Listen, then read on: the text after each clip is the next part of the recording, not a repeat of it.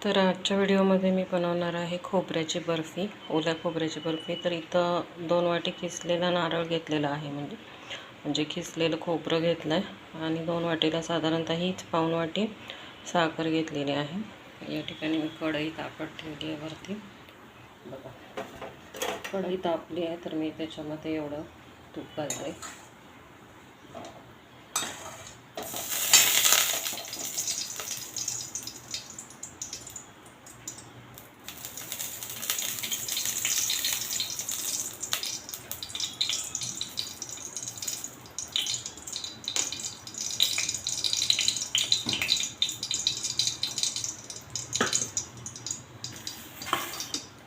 तर बघा, तूप तापलेलं आहे। तर मी आता हा किस आहे तो थोडा थोडा करून त्याच्यामध्ये टाकत आहे।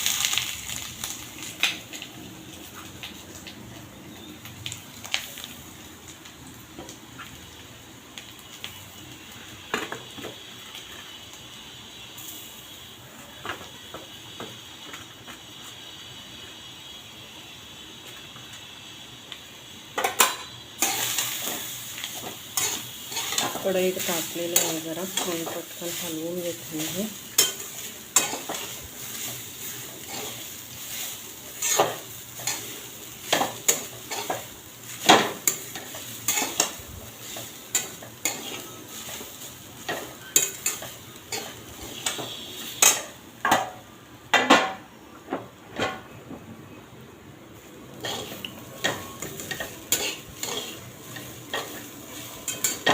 जरा खोबऱ्याचा ओलसरपणा जाईपर्यंत चांगलं हलवायचा।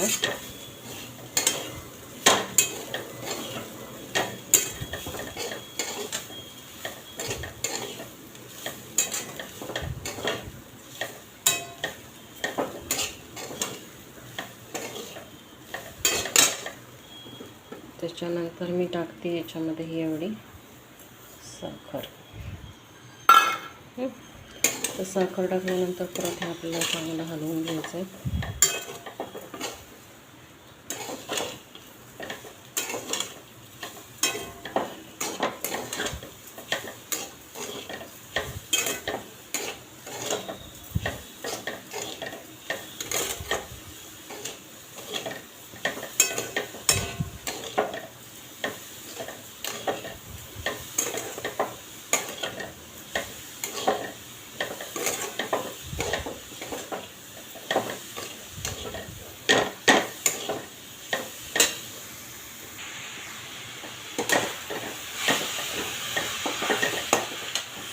पद्धतीने याला बघा, साखरेला पाणी सुटते। आता पाणी सुटल्यानंतर थोडा तो गोळा बनला की मग नंतर ही वडी आपण थापून घ्यायची। दाखवते मी त्याप्रमाणे तुम्हाला।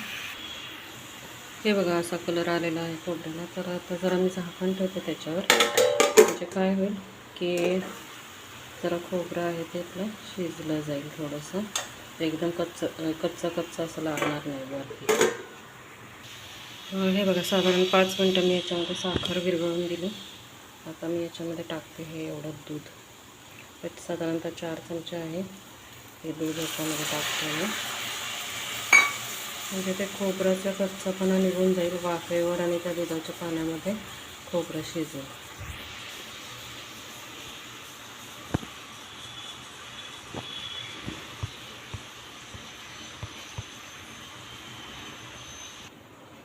ताटाला बघा मी तूप लावून घेतलेलं आहे सगळीकडे, आणि हे जे पूर्ण खोबऱ्याचा खिसा आहे शिजलेला तो मी आता या ताटात ओतणार आहे आणि मग थापायचे त्याच्यावर। हे बघा, असं ताटात ओतलं आहे मी खिस, आणि आता थोडं गरम आहे, गरम गरम असा पूर्ण थापून घ्यायचा आहे। थोडा थंड झाला की थापायचा, तो खूप गरम हाताला भाजतंय। जेवढा जाड पाहिजे तुम्हाला त्या पद्धतीनं तुम्ही थापून घेऊ। ओला हात लावायचा नाही। बघा, मी असं उलटण्यानं थापून घेतला आणि गार झाल्यानंतर मग याच्या वड्या करायच्या।